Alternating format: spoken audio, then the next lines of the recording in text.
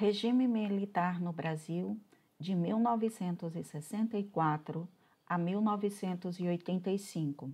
História, professora Marília Pimentel.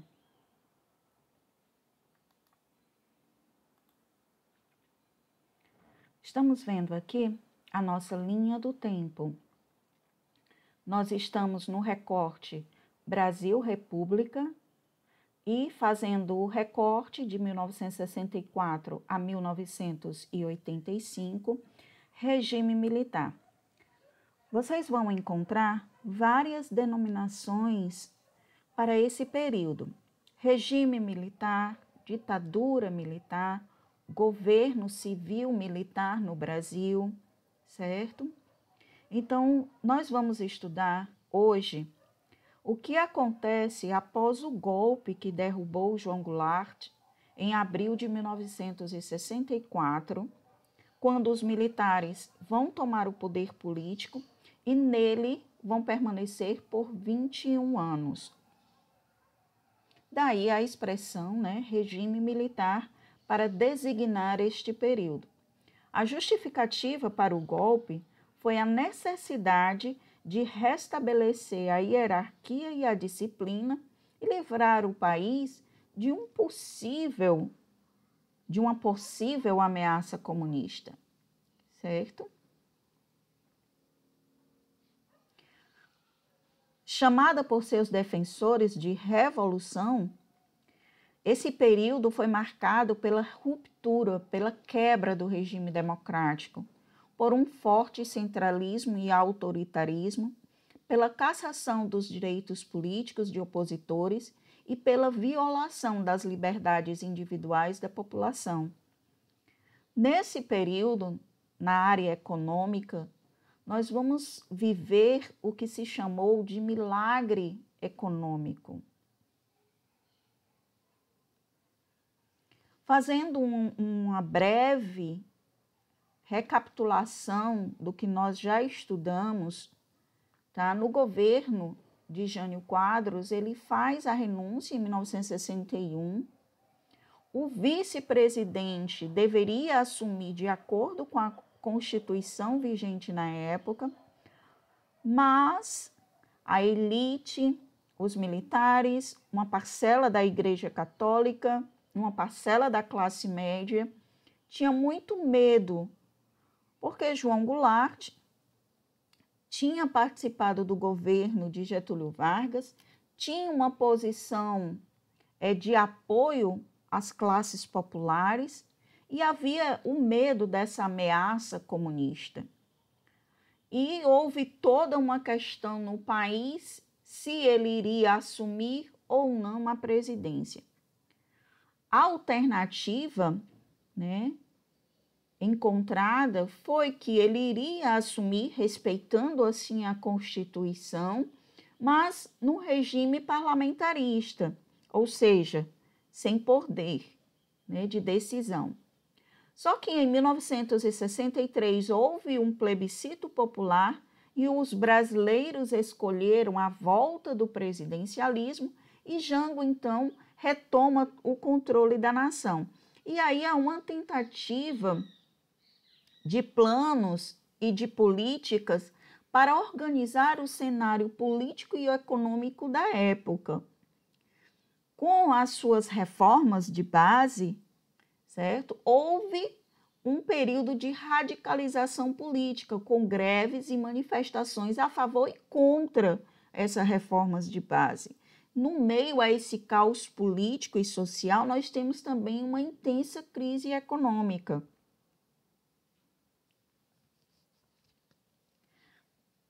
E então, finalizando este período, no dia 31 de março de 1964, o Exército vai ocupar as ruas das principais cidades do país. João Goulart é obrigado a renunciar e aí assume uma junta militar formada por oficiais das três armas, Exército, Marinha e Aeronáutica. Vai assumir então o governo. Nós vemos aqui um jornal de março de 2013, apoiando né, comemorando esse movimento. E aqui você vê o movimento cívico-militar, certo? Então, como eu já tinha falado antes, nós temos denominações diferentes para esse período que vai variar de acordo com o seu entendimento da época.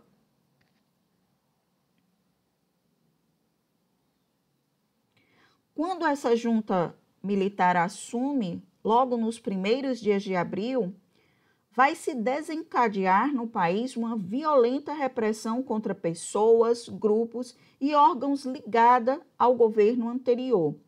Estudantes e jornalistas foram duramente atingidos.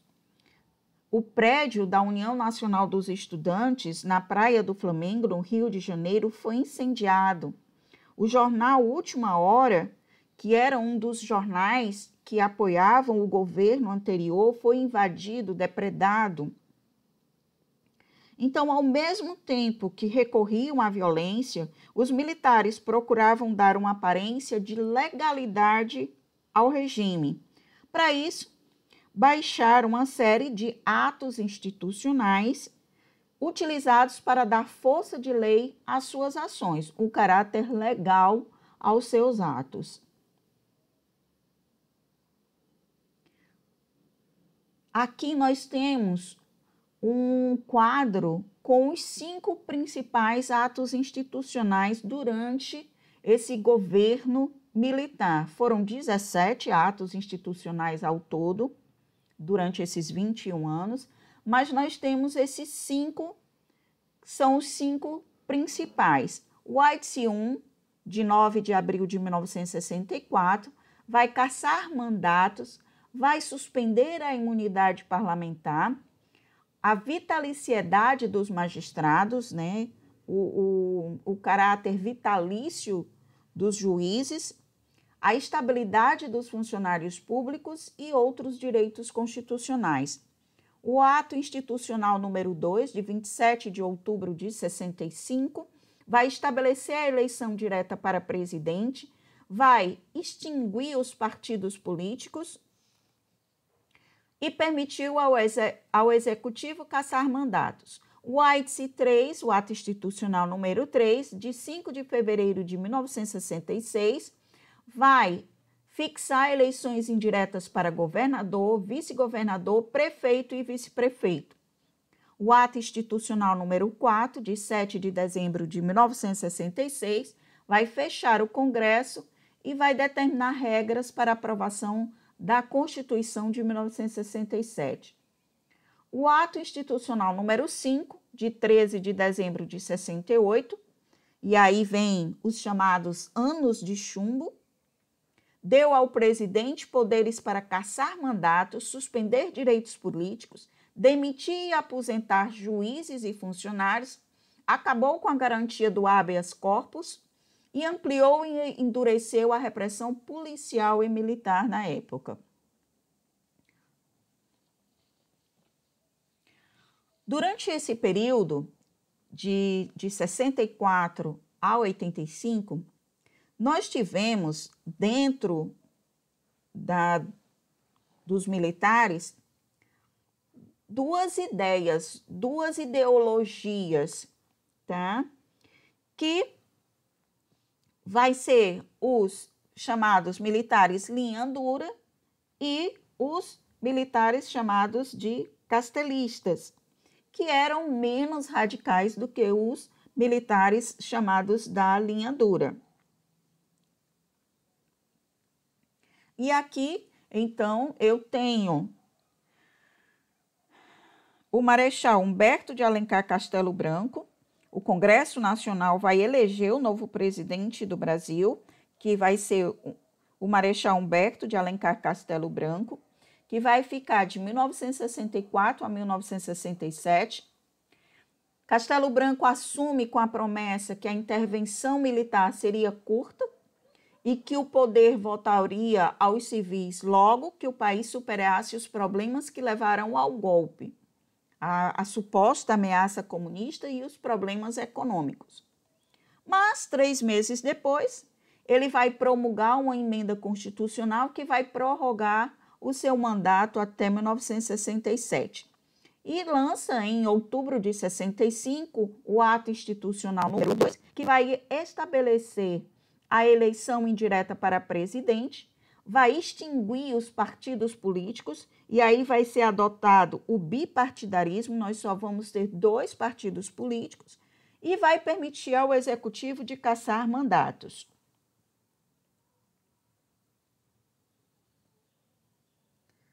Então, vai instituir o bipartidarismo, aí nós vamos ter a Aliança Renovadora Nacional, a ARENA, que era da situação, ou seja, apoiava os militares, e o Movimento Democrático Brasileiro, o MDB, que era uma suposta oposição, né? Ou que sobrou dela após a cassação dos mandatos de deputados e senadores. Vai ser criado também o Serviço Nacional de Informações, o SNI, que era uma espécie de polícia política. Em fevereiro de 66, em resposta às pressões para o fim do regime, foi editado o Ato Institucional número 3, que vai tornar indireta as eleições para governador e vice-governador. Em dezembro de 66, mais um ato institucional, o número 4, que vai fechar o Congresso e vai determinar regras para a aprovação da nova Constituição, que vai ser votada em janeiro de 1967. No plano econômico, Castelo Branco vai implementar uma política recessiva com o seu plano de ação econômica, cuja principal meta era conter a inflação. Por isso, cortou os gastos públicos e aumentou os impostos.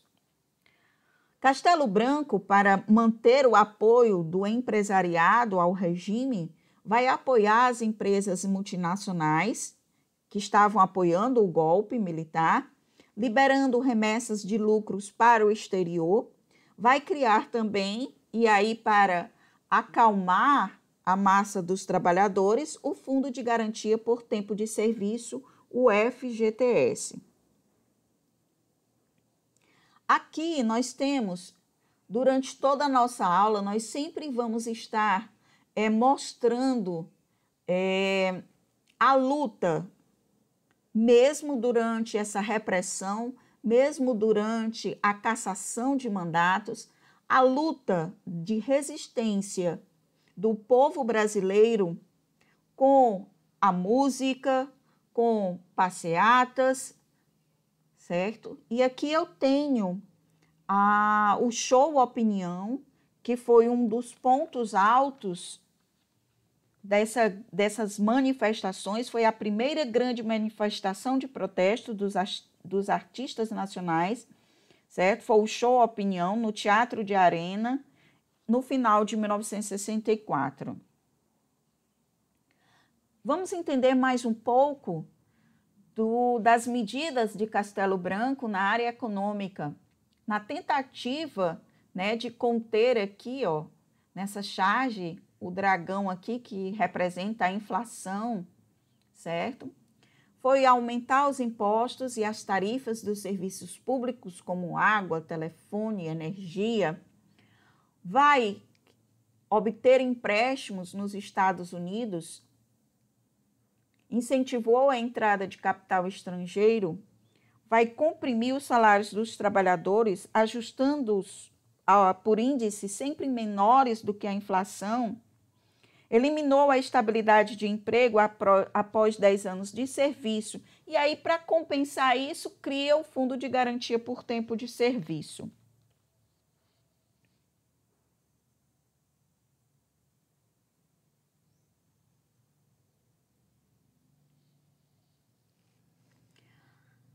Durante o governo, né, de Costa e Silva,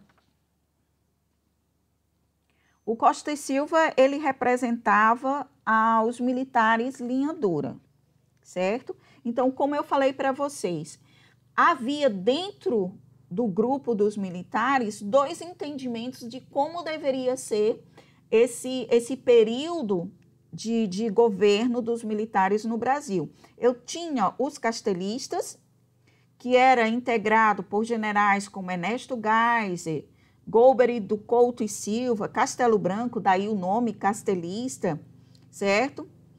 que entendiam que a segurança era uma condição básica para o desenvolvimento, que a maior ameaça de segurança de um país eram seus amigos internos, ou seja, aqueles que discordavam do regime, os chamados subversivos, tá? Ao contrário desse entendimento, tinha os grupos chamados de linha dura, que aí o porta-voz desse grupo era o general Arthur Costa e Silva, que se opunha aos castelistas por considerar esses castelistas moderados demais. A linha dura era formada por generais menos teóricos, que defendiam o endurecimento do regime militar no combate à subversão, ou seja, aos opositores do regime interno e também ao comunismo. E nas eleições seguintes, então, nós temos um general no poder, um presidente, que vai caracterizar essa linha dura, que é o general Costa e Silva. E aí nós vamos ter um aumento na repressão. Mas quanto mais se apertava, mais manifestações ocorriam, mais luta contra esse regime se intensificava. Por isso que aqui, durante o governo de Costa Silva, houve um aumento das manifestações ao regime. E aí, em março de 1968, o estudante Edson Luiz Lima Souto é morto pela polícia militar durante uma passeata no Rio de Janeiro. O estudante tinha apenas 17 anos. E aí, o que acontece? Milhares de pessoas compareceram ao seu enterro, ao qual se seguiu uma onda de protestos. O maior deles ficou conhecido como a Passeata dos 100 mil. Foi uma manifestação pública que reuniu estudantes, intelectuais, políticos, trabalhadores, artistas como Chico Buarque, Milton Nascimento, Gilberto Gil.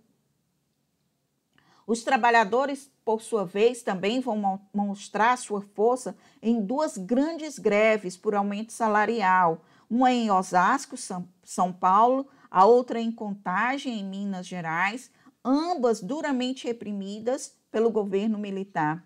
Aqui eu tenho uma música composta por Milton Nascimento, né, que é em homenagem ao estudante morto, que se chama Menino, quem cala sobre teu corpo, consente na tua morte, talhada a ferro e fogo nas profundezas do corte que a bala riscou no peito. Aqui, mais uma vez, para vocês terem um melhor entendimento dessa resistência ao regime, que foi o show Opinião, que é o início dessas músicas que nós vamos chamar, as músicas desse período, são músicas de protesto, canções de protesto.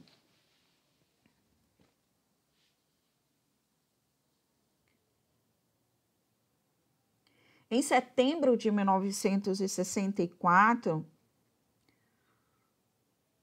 num discurso, né, na Câmara dos Deputados, Márcio Moreira Alves, deputado do MDB, convocou na tribuna da Câmara a população a boicotar a parada militar de 7 de setembro.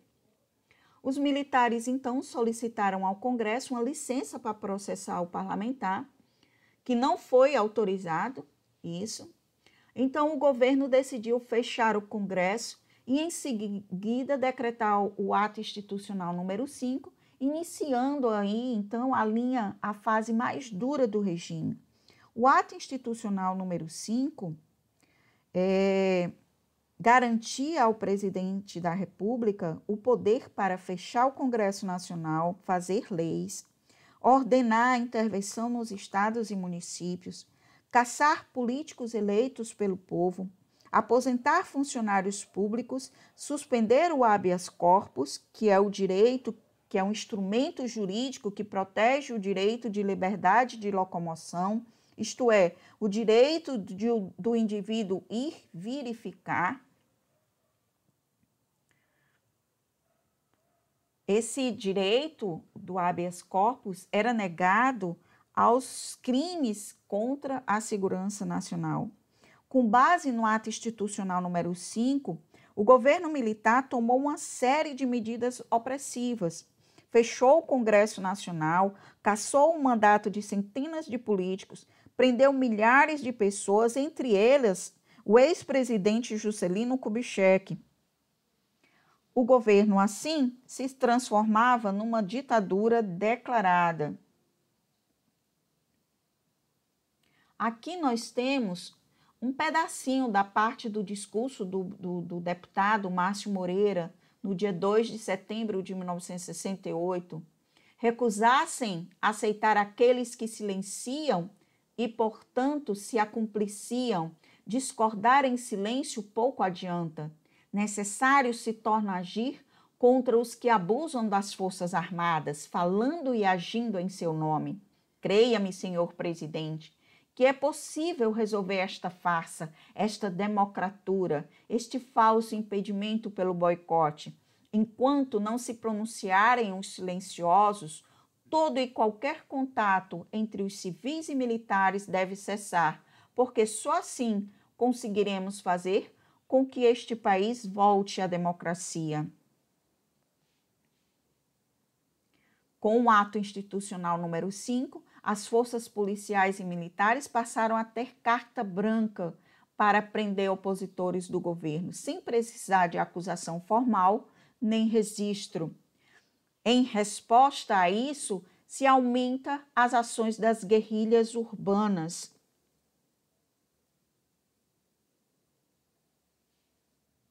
Alguns meses depois do ato institucional número 5, Costa e Silva vai sofrer um derrame e afastou-se da presidência, mas o seu vice, o civil Pedro Aleixo, foi impedido de governar. Uma junta militar ignorou a lei e assumiu o comando do país por quase 2 meses. Nesse período, aprovou a Emenda Constitucional de 1969, que concentrava ainda mais o poder nas mãos do presidente e introduzia na Constituição a pena de morte e a prisão perpétua. Em outubro de 1969, o Congresso foi reaberto apenas para aprovar a indicação de outro general à presidência da República, Emílio Garrastazu Médici, que vai ficar no poder de 1969 a 1974. O governo Médici invadiu universidades, perseguiu todos aqueles que considerava subversivos e implantou uma rigorosa censura aos meios de comunicação. Além disso, aparelhou e aperfeiçoou os órgãos de repressão como o Serviço Nacional de Informação, o SNI, o Departamento de Ordem Política e Social, o DOPS, e o Departamento de Operações Internas e Centro de Operações de Defesa Interna, o chamado DOICODE. Nas dependências desses órgãos, os cidadãos suspeitos de serem subversivos eram presos e torturados sem que a família ou alguma autoridade jurídica fosse informada. Os agentes desses órgãos usavam técnicas de tortura especializadas, inclusive choques elétricos em partes sensíveis, para arrancar confissões dos presos. Muitos deles não suportavam os maus tratos físicos e morriam no local. A guerrilha urbana, então, vai perder terreno nas capitais, tá? Com a morte de dirigentes de esquerda, como Carlos Marighella, Carlos Lamarca, foram presos nessa época. A guerrilha urbana, então, procura refúgio no interior, como é o caso do Araguaia, mas acabou enfraquecida e derrotada. Mais uma vez, a resistência cultural. A resistência ao regime também se deu por meio de jornais alternativos, de revistas, da música, do teatro e do cinema. São as canções de protestos apresentadas nos festivais que agitaram a televisão brasileira na época. Nós vemos aqui um pedaço da música do Chico Buarque de Holanda, Apesar de Você.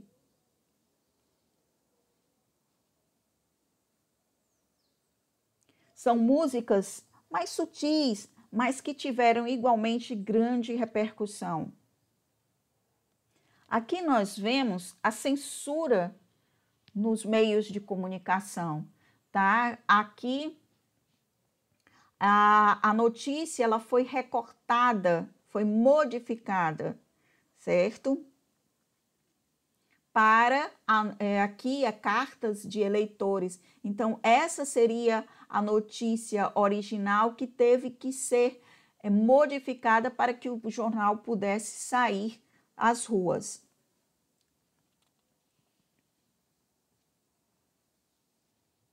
Enquanto isso, o regime apelava para o ufanismo, tá? Para a propaganda de massa,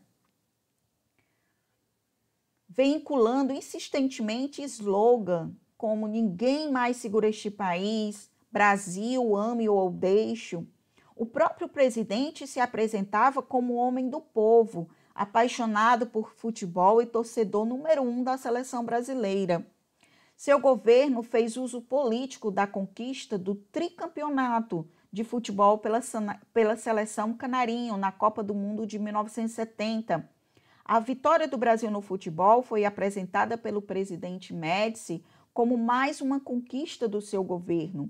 O uso intensivo da propaganda de massa colaborou para que Médici conseguisse o apoio de parte da sociedade brasileira. Mas outro fator também ajuda a explicar esse apoio, foi o crescimento da nossa economia. Durante o governo Médici, a economia cresceu uma taxa média de 10% ao ano, ao mesmo tempo que a inflação mantinha-se relativamente baixa, se comparada aos dos anos que antecederam o regime militar. Essa combinação, até então inédita na história do Brasil, foi chamada de milagre econômico. O principal responsável pela política que resultou no milagre econômico foi o economista Antônio Delfim Neto, que era o ministro da Fazenda desde o governo anterior. Segundo Delfim Neto, inicialmente era preciso fazer o bolo crescer para depois dividi-lo, ou seja, era preciso primeiro acumular para depois dividir essa riqueza. Para conseguir recursos necessários à sua política, Delfim Neto e sua equipe contraíram empréstimos no exterior, atraíram investidores estrangeiros, concedendo-lhes facilidades para atuar no Brasil, e aí comprimiram os salários dos trabalhadores de baixa renda. O capital obtido por esses meios alimentou um extraordinário crescimento na indústria, especialmente o de bens de consumo duráveis, como eletrodomésticos, automóveis. As exportações também cresceram graças aos incentivos fiscais dados pelo governo e a uma conjuntura internacional favorável.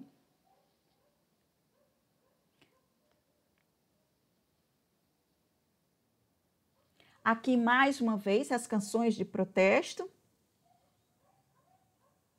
Só que no final do governo de Médici, esse modelo econômico baseado no endividamento externo e no rebaixamento dos salários dos trabalhadores de baixa renda já dava sinais de esgotamento.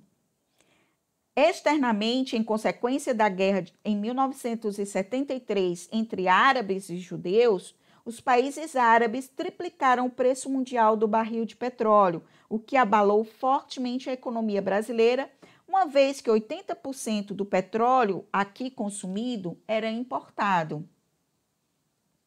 Assim, o gasto do Brasil com a importação de petróleo passou a consumir metade de tudo que o país ganhava com as suas exportações. Internamente, a maioria da população, com seus salários baixos, já não conseguia comprar o volume de mercadorias fabricado pelas indústrias instaladas no Brasil. Com isso, o PIB, Produto Interno Bruto, começou a declinar e a inflação voltou a crescer, chegando a 35% no ano seguinte. O governo Médici vangloriava-se de o Brasil ter se tornado a 10ª economia do mundo capitalista, mas escondia que no tocante ao acesso à saúde, à educação e à habitação, o país ocupava os últimos lugares. Vamos agora ver um pequeno vídeo, um audiovisual, fazendo a relação do futebol, da música com a política no Brasil.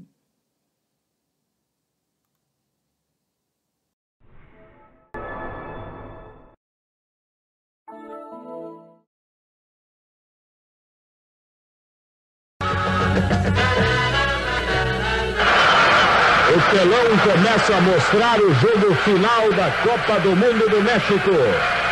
Dia 21 de junho de 1970.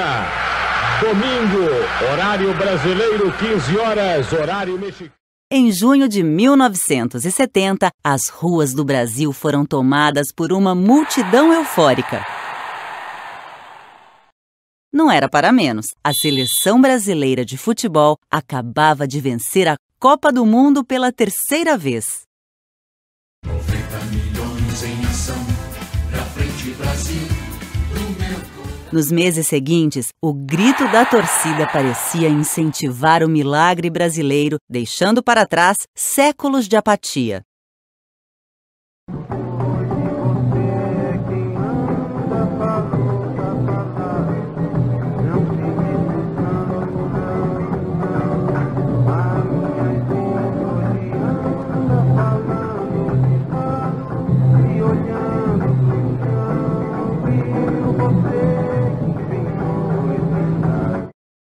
Mas nessa mesma época, a canção Apesar de Você, do cantor e compositor Chico Buarque, convidava todos os brasileiros a cair na realidade, já que desde 1964 o Brasil vivia sob uma feroz ditadura, com os militares perseguindo, torturando e matando seus opositores. A vitória brasileira na Copa de 1970 foi transformada pelo governo em uma poderosa propaganda, já que o futebol é o esporte mais popular do país. A história do futebol no Brasil começou no final do século XIX. Durante anos, ele foi um esporte praticado pelas elites, pois os pobres e os negros não podiam jogar nos campeonatos dos grandes times. Com o tempo, esses clubes passaram a contratar os talentosos jogadores formados em times de fábricas e de bairros operários. Muitos craques negros, então, começaram a se destacar nos campeonatos de futebol, como Leônidas da Silva, mais conhecido como Diamante Negro. E assim, o esporte se popularizou e rapidamente se tornou uma paixão nacional. Com a popularização, o futebol passou a ser usado na política já nos anos 1930, quando foi transformado pela ditadura de Getúlio Vargas em símbolo nacional, capaz de unir desde o humilde até o mais rico cidadão. Afinal, o futebol era visto por muitos brasileiros como um dos únicos caminhos possíveis para conquistar fama e o sucesso. Garrincha é um exemplo disso. Pobre e negro, ele aprendeu a jogar futebol descalço em campinhos de terra. Com suas pernas tortas e uma habilidade desconcertante, foi o principal responsável pela conquista do bicampeonato da seleção brasileira na Copa do Mundo em 1962, no Chile. A história de Pelé, considerado o melhor jogador de futebol de todos os tempos, não é diferente. De origem humilde, foi jogar ainda jovem no Santos. Depois, tornou-se 3 vezes campeão do mundo pela seleção brasileira, 2 vezes campeão da Libertadores da América pelo time do Santos e autor de mais de 1000 gols e de algumas das mais belas jogadas da história do futebol. Mas a magia do futebol não conseguiu esconder a ditadura militar. Mesmo com a repressão, a oposição à ditadura só cresceu, embalada pelas músicas de protesto. Muitas dessas músicas falavam da precária condição de vida de milhões de brasileiros Outras serviam para alertar o povo, como dizia o músico Geraldo Vandré. E cantando e seguindo a canção. Vem, vamos embora, que esperar não é saber. Quem sabe faz a hora, não espera acontecer. Em 1979, por exemplo, a música O Bêbado e a Equilibrista, cantada por Elis Regina, tornou-se símbolo da mobilização popular pela anistia de presos e exilados políticos.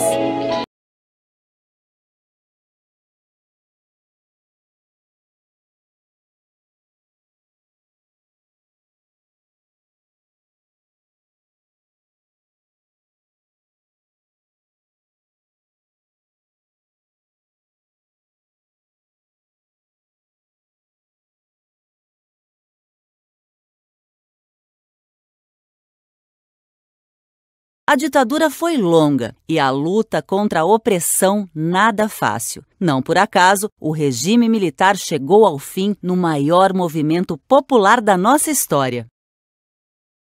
Eram as multidões voltando às ruas, agora para exigir eleições diretas para presidente da República. A democracia começou a voltar ao Brasil em 1985, com a saída do último presidente militar. Mas ela só reconquistou seu lugar com a nova Constituição, promulgada em 1988.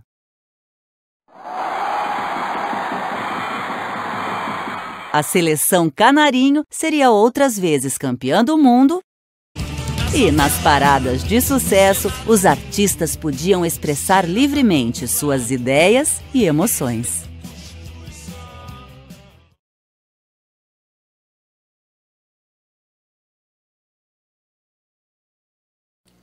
Quarto presidente do regime militar, o general Ernesto Geisel, representou uma vitória dos castelistas sobre os militares da linha dura. A principal marca do governo Geisel foi a sua proposta de abertura política, lenta, gradual e segura. Ou seja, ele propunha uma democratização programada e controlada pelo regime militar.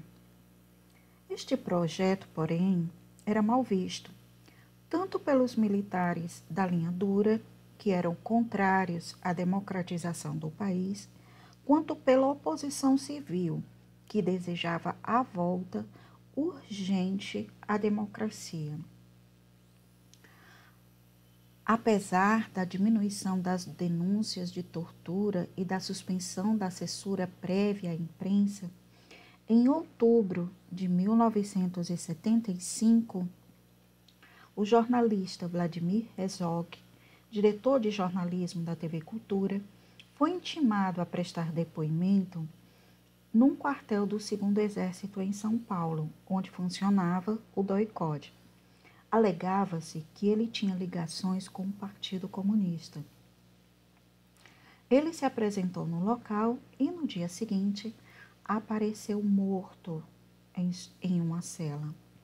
O comando do 2º Exército afirmou que ele havia cometido suicídio. No entanto, a maioria dos cidadãos não acreditou nessa versão. Apesar dos protestos públicos contra o regime militar, no culto que reuniu 8.000 pessoas, cerca de 8.000 pessoas, durante o velório de Vladimir Herzog, poucos meses depois, em janeiro de 1976, o operário Manuel Fiel Filho apareceu morto em circunstâncias semelhantes, ou seja, depois de ter sido interrogado no DOI-CODE. Ficava evidente, assim, que os órgãos de repressão haviam se transformado em um poder paralelo.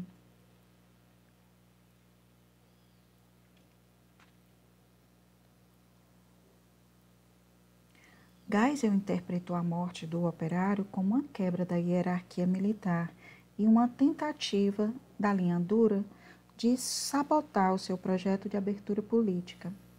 Diante disso, demitiu o comandante do 2º Exército e nomeou em seu lugar um general da sua confiança.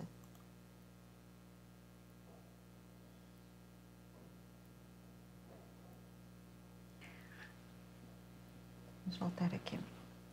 Na economia, o governo Geisel lançou o 2º Plano Nacional de Desenvolvimento, PND, que tinha como principais metas manter altas as taxas de crescimento da economia, aço, energia elétrica, entre outros, considerados vitais para se manter um ritmo acelerado da industrialização.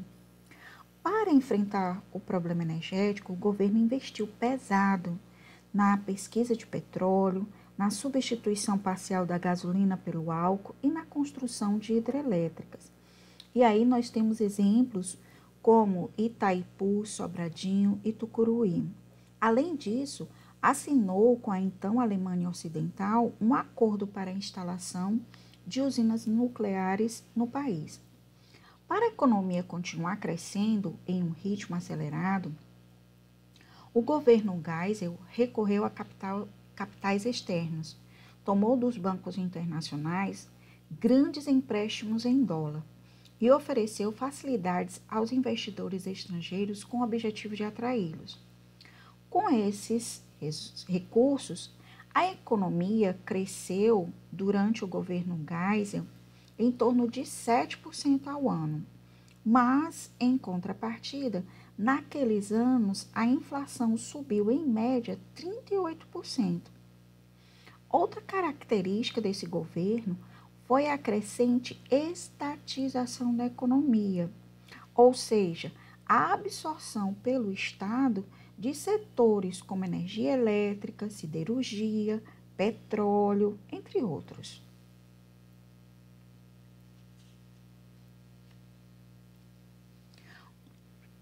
Com o objetivo de reunir forças para esse seu projeto, de abertura, o presidente Geisel permitiu a realização da propaganda eleitoral gratuita no rádio e na televisão para as eleições parlamentares de 74.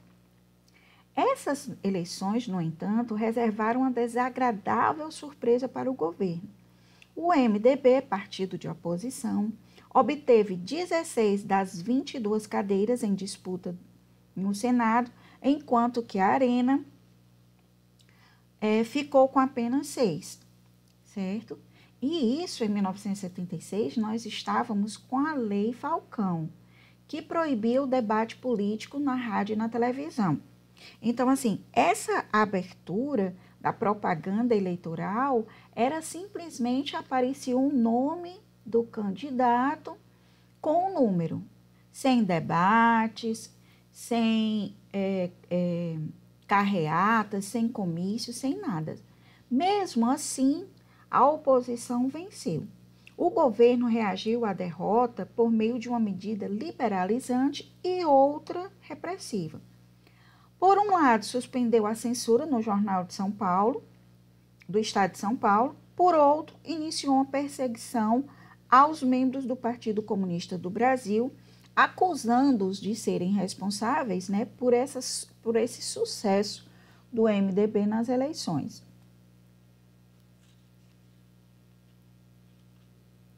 Em 1977, visando evitar a derrota da Arena nas eleições que se aproximavam, uma nova derrota, o governo retrocedeu no processo de abertura, baixando o pacote de abril. Uma série de medidas autoritárias, como a reserva de 1/3 das cadeiras do Senado aos chamados senadores biônicos, isto é, indicados pelo governo, e a extensão do mandato do presidente da República de 5 para 6 anos. No ano seguinte, o governo venceu as eleições parlamentares, obteve a maioria do Congresso Nacional, da Câmara Federal e do Senado. Fortalecido, restabeleceu o direito de habeas corpus e revogou o ato institucional número 5, consolidando assim o processo de abertura lenta e gradual que havia proposto.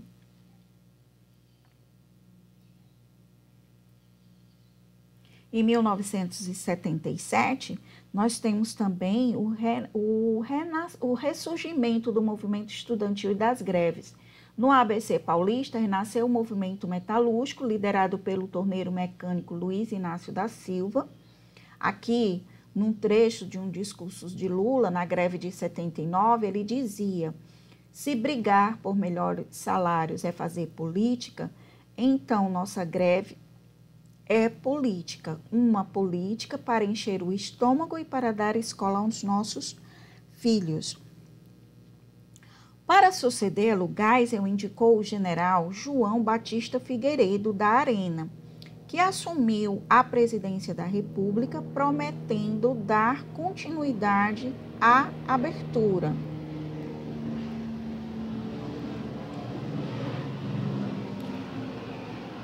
Então, em 1979, em agosto de 1979, sob forte pressão popular, o Congresso aprovou a Lei da Anistia,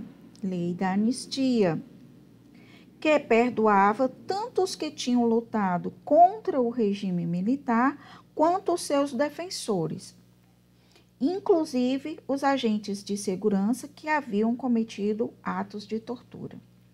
Consequentemente, milhares de brasileiros, como o educador Paulo Freire, o sociólogo Herbert de Souza, conhecido como Betinho, que estavam no exílio, puderam voltar ao Brasil.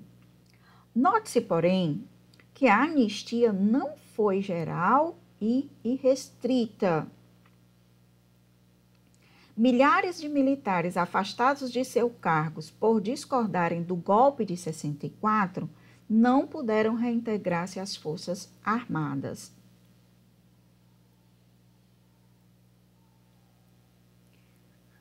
Três meses depois, ainda em 1979, uma nova legislação punha fim ao bipartidarismo e permitia a formação de novos partidos. O objetivo do governo era enfraquecer a oposição, fazendo com que se dividisse em diversos partidos. E foi o que de fato aconteceu. A Arena e o MDB foram extintos e formaram-se novos partidos.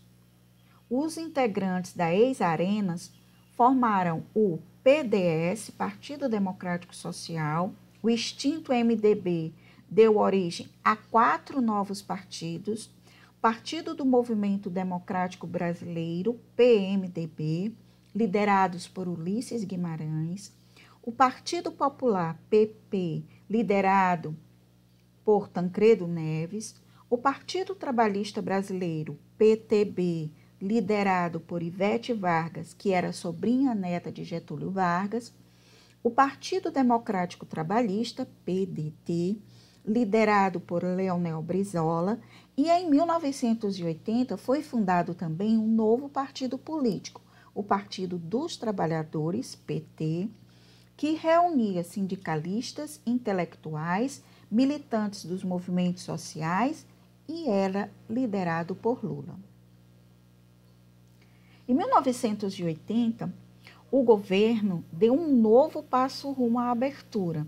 Restabeleceu eleições diretas para governador do estado, mas esse passo desagradou a linha dura aos órgãos de repressão e aos grupos paramilitares, que reagiram promovendo inúmeros atos de violência. Um deles ocorreu no pavimento do Rio Centro, em 1º de maio de 1981, onde iria ocorrer um festival em homenagem ao Dia do Trabalho, ao Dia do Trabalhador. Militares ligados à linha dura decidiram explodir bombas naquele local, no local onde iria haver o festival. Na hora H, uma das bombas explodiu no colo de um dos militares, matando-o imediatamente, enquanto o outro ficava gravemente ferido. O caso acabou sendo arquivado sem que os responsáveis fossem punidos.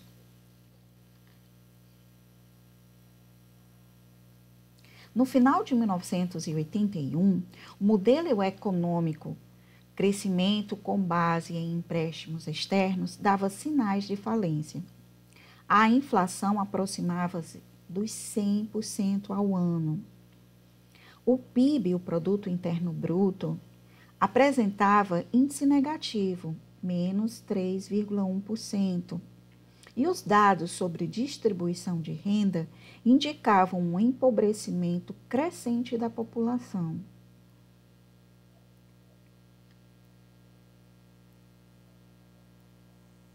A crise na economia elevou a impopularidade do regime militar. E em 1982, a oposição venceu as eleições para governador.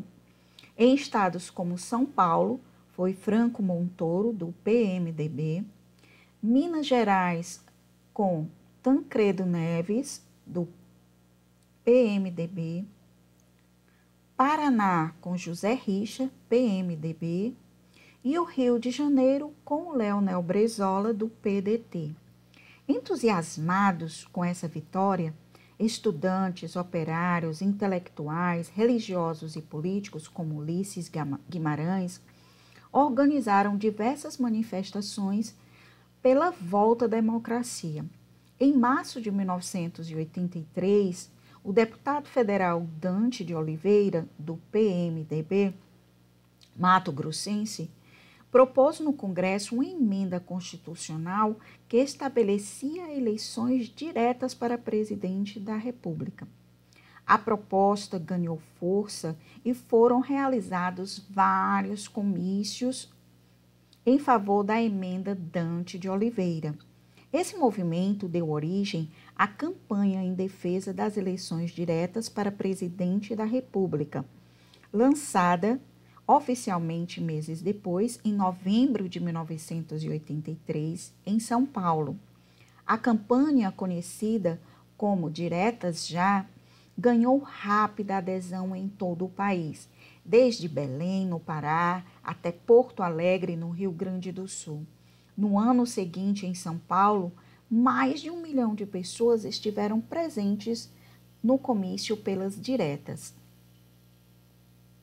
Apesar de ter o apoio da maioria dos brasileiros, a emenda Dante de Oliveira foi rejeitada no Congresso em 25 de abril de 1984. Os parlamentares governistas, liderados por Paulo Maluf, venceram por uma diferença de apenas 22 votos. Foram marcadas, então, eleições indiretas para o início de 1985, disputadas pelo então governador de Minas Gerais, Tancredo Neves, que tinha o apoio do PMDB e de parte do PDS, e pelo ex-governador de São Paulo, Paulo Maluf, candidato do governo militar e do PDS. Tancredo venceu com folga. Obteve 480 votos contra apenas 180 dados a Maluf. O colégio eleitoral era formado por 686 parlamentares, entre deputados e senadores. O PT absteve-se de votar, afirmando que protestava contra as eleições indiretas. Tancredo, porém, não chegou a assumir, pois foi internado às pressas em um hospital de Brasília em 14 de março, nas vésperas da posse. Posteriormente, foi submetido a uma série de cirurgias e veio a falecer em 21 de abril de 1985. Com a morte de Tancredo Neves, o vice José Sarney foi empossado na presidência da República. Ele tinha sido presidente da Arena e do PDS, partidos de sustentação dos governos militares. Por isso, era visto com desconfiança pelos setores democráticos. Aqui uma charge publicada no Pasquim que ironiza as contradições e dúvidas da equipe médica que cuidava do Tancredo Neves. A história hoje. Dilma sanciona a Comissão da Verdade. Em novembro de 2011, foi criada a lei que criava a Comissão da Verdade. A Comissão da Verdade pretende investigar as violações contra os direitos humanos entre 1946 e 1988, principalmente durante o regime militar. Vários críticos da instalação dessa comissão alegam que ela viola a lei da anistia, que foi aprovada em 1979, que anistiou, inclusive, os oficiais acusados de cometerem torturas e violação dos direitos humanos. No entanto, decisões internacionais como a condenação do Brasil pela Corte Interamericana de Direitos Humanos em 2010, em caso envolvendo tortura e desaparecimento de pessoas durante a ditadura, tem aumentado a pressão para que esses crimes sejam apurados e punidos. Mais uma charge sobre a Comissão da Verdade. Nós vamos ver agora um audiovisual sobre repressão e resistência cultural no regime militar.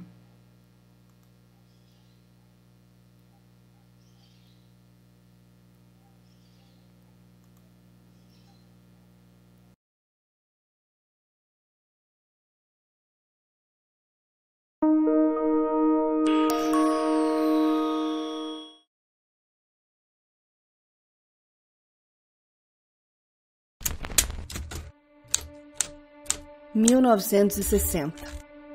No início dessa década, o Brasil era governado por Jânio Quadros. Mas o presidente renunciou em 1961 e seu vice, João Goulart, também conhecido como Jango, assumiu a direção do país. A postura populista de Jango era vista como uma ameaça comunista pela parte conservadora da sociedade, principalmente por suas propostas de reformas de base, que aproximavam o presidente das camadas populares.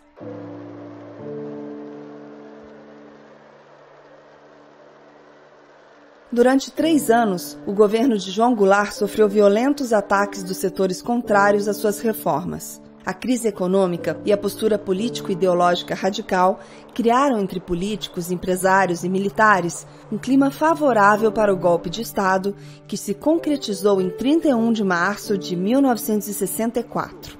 Os membros do Conselho de Segurança Nacional... Derrubado o presidente civil, o Brasil passou a ser governado por presidentes generais, que, por meio dos chamados atos institucionais, permaneceram no poder por mais de 2 décadas. Um ato institucional que tem como finalidade fundamental preservar a Revolução de Março de 1964.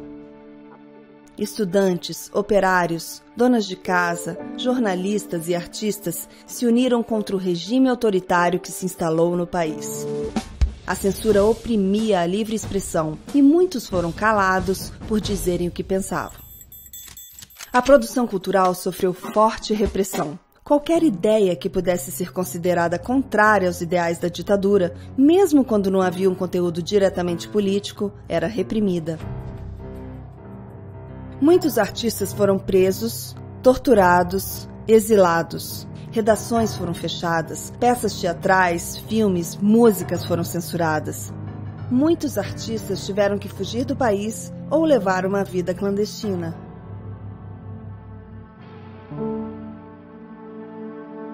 Diante daquilo que pode ser considerado como terrorismo cultural, o engajamento de artistas só cresceu. Uma das formas encontradas para burlar a censura foi a utilização de metáforas e mensagens ocultas em versos e representações. Muitas vezes, a censura só percebia a mensagem após a música ou peça tornar-se um sucesso. Amanhã vai ser outro dia. Hoje você é quem anda falando a palavra. Não fique pensando. Os grandes festivais de música popular brasileira, promovidos pela TV Tupi e TV Record, nas décadas de 1960 e 1970, eram espaços onde o público encontrava relativa liberdade de manifestação. Vice-campeã do 3º Festival Internacional da Canção, em 1968, a música Pra Não Dizer Que Não Falei das Flores, de Geraldo Vandré, tornou-se um hino da resistência cultural e despertou a ira dos militares. Vem, vamos embora, que esperar não é saber.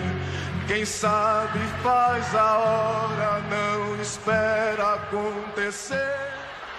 A vida não se resume em festivais. As músicas de cunho político enchiam o público de ânimo, que com aplausos e vaias demonstravam o descontentamento com a situação política do país. Produções teatrais também apresentaram peças com críticas contundentes ao sistema. Em 1964, o show Opinião, produzido pelo Teatro de Arena, no Rio de Janeiro, foi um marco da resistência da classe artística. Atores e cantores fizeram um show manifesto abordando a problemática social do país.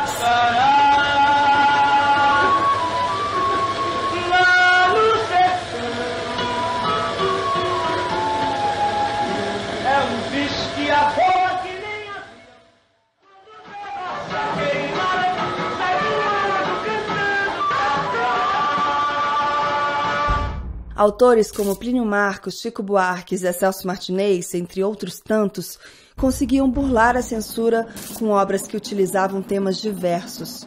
Um exemplo é a tragédia grega na peça Gota d'Água, como pano de fundo para a narrativa de resistência. Ouvi sim, Creonte. Um dia. Preciso mais do que isso? Por quê? Pra quê? Quem te pariu só precisou de um dia. Quando me deu um dia, você se traiu, Creonte. Você não passa de um imbecil, porque hoje me deu muito mais do que devia. Com redações vigiadas, muitos dos grandes jornais sucumbiram ao poder militar e não contestaram os excessos da ditadura. No entanto, jornais menores e independentes posicionaram-se contra os abusos do regime.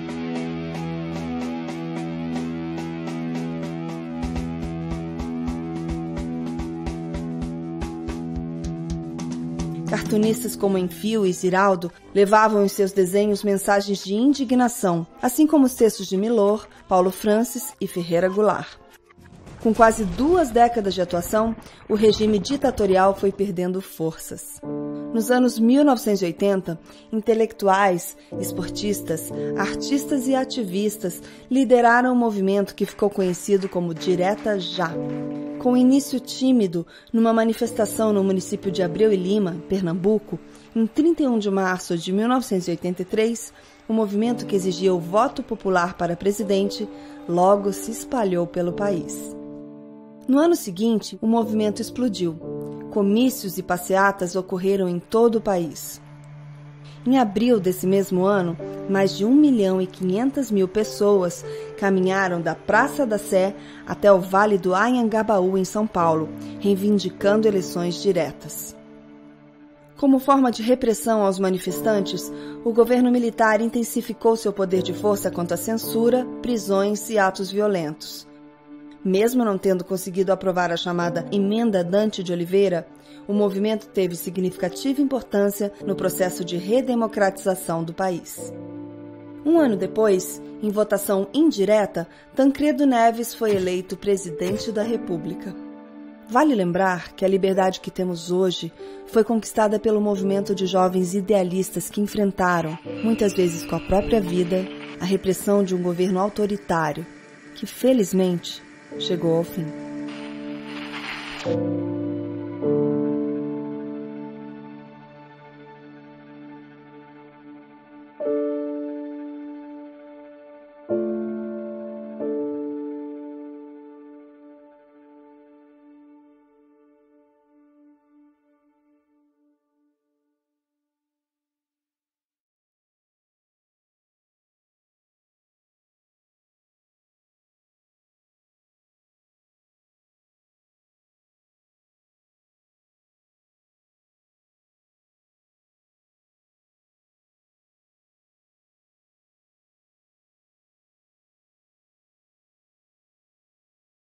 Eu espero que você tenha gostado da nossa aula de hoje e lembre-se, por mais obstáculos que a vida puser no meu caminho, não vou parar de lutar, pois sei que o melhor está para chegar. Acredite em você. Por quê? Porque nós acreditamos em você. Até a próxima.